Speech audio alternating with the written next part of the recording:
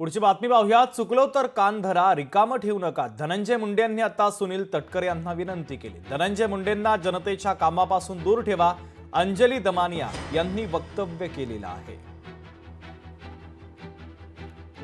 तर चुकलो तर कान धरा, रिकामं ठेवू नका असं धनंजय मुंडे यांनी म्हटलेलं आहे। सुनील तटकरे यांच्याकडे त्यांनी विनंती केली आहे।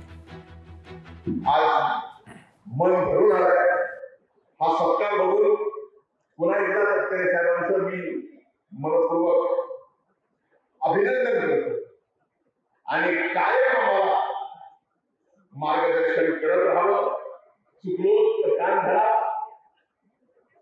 नाही चुकलो पण आता रिकामं ठेवणं जबाबदारी हीच विनंती करतो। धनंजय मुंडे यांना जनतेच्या कुठल्याही कामापासून दूर ठेवावं असं माझं स्पष्ट मत आहे। त्यांचा आता वेळ जात नाहीये, मला काहीतरी काम द्या असं त्यांनी साकडं आता तटकरेंपुढे घातलंय। तर आता त्यांच्या स्थानिक स्वराज्य संस्थेच्या निवडणुका आहेत, पक्षबांधणीची कामं आहेत, अशी असंख्य कामं आहेत। त्यांनी पक्षाची कामं करावी, पण जनतेच्या कुठल्याही पदावर हा व्यक्ती परत आला नाही पाहिजे। दरम्यान या संदर्भात मनोज जरांगे यांनी काय प्रतिक्रिया दिली आहे तीही ऐकूयात।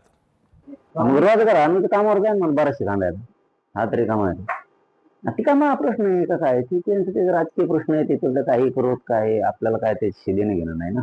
मराठ्याच्या वाट्यात जायचं नाही, हा पुन्हा आमच्या नादी लागायचं काम करायचं नाही, ते त्यांचा वैयक्तिक प्रश्न आहे। नसता अजित दादाला सुद्धा अडचण उभा करणार नाही। मराठ्यांचा जर त्रास झाला रे बाबा, अजित दादाचा कार्यक्रम झाला।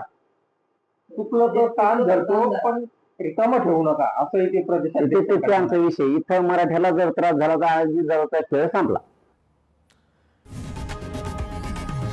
लोकशाही मराठी ऐका, पहा, जागरूक रहा।